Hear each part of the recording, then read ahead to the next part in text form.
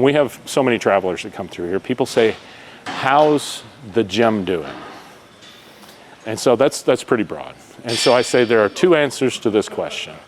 There's a qualitative answer and there's a quantitative answer. And the qualitative answer goes back to what's our purpose. The qualitative answer is, I could not have dreamed it better than what we've been able to do here. We have had the Mr. Olympia competition with us 3 times. We had NPC Nationals with us 3 times. We've been on Mutant on a Mission of best gyms in the world. We've been on the Iron World Tour. I'm wearing that shirt today with Gasp and Better Bodies. We've had the top athletes in the world of bodybuilding train with us repeatedly, and they're all just such good people. On top of that, we're not a bodybuilding gym per se. We have the best equipment that you could ever hope for training with if you're Mr. Olympia. But most of our folks aren't Mr. Olympia, if we're honest. We have travelers that come train with us, and I spent a lot of time traveling. That's why I get to know so much equipment and so many gyms across the country.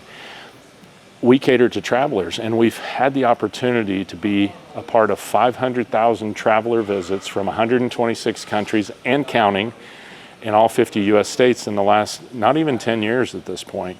And so we've become America's destination gym. We're the most visited gym in the world because Orlando's the biggest visiting place for travelers to go to.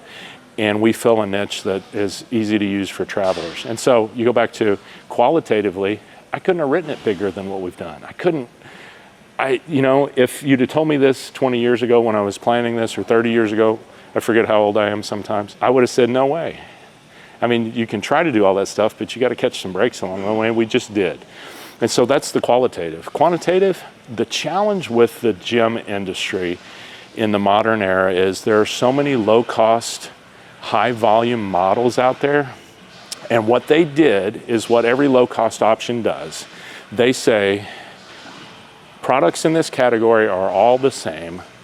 Ours is the cheapest. You should use ours. And so they try to homogenize everything. They try to tell you there's no difference in anything in the gym. You're going to go to the gym, just go to the one that's cheapest. And so we know what those companies are. And they do that because the only way to really make money, if making money is your purpose, then you've got to cram your gym full of people, so much so that no one can effectively use your gym. And so that's the model of many of our competitors. They just fill the gym with as many people as they can. They don't enforce any rules. Anything goes. It's the wild, wild west. And it's 10 minutes, 15 minutes, 20 minutes to get to a piece of equipment. And so we didn't say, I want to open a gym to make money. We said, I want to open a great gym. And so we do everything we can to ensure that this experience is great. We just don't make as much money because of that. And so here in Orlando and in most major metropolitan areas, real estate has gotten so expensive, it's difficult to make those ends come together. But we know we have a great gym.